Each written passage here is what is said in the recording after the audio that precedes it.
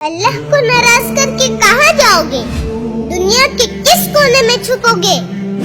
ایسی کوئی جگہ نہیں ملے گی۔ کیا آپ چاہتے ہیں کہ اللہ آپ سے ناراض ہو؟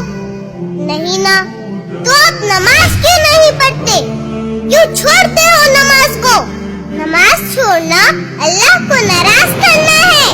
کیا آپ کو نہیں پتا نماز کتنے دیر کی ہوتی ہے؟ فجر 6 منٹ، ظہر 15 منٹ، عصر 8 منٹ، مغرب 10 منٹ اور عشاء 18 منٹ، ٹوٹل 57 منٹ ہے۔ لیکن کیا آپ کے پاس اپنے اللہ کے لیے 24 گھنٹے میں سے 1 گھنٹہ بھی نہیں ہے؟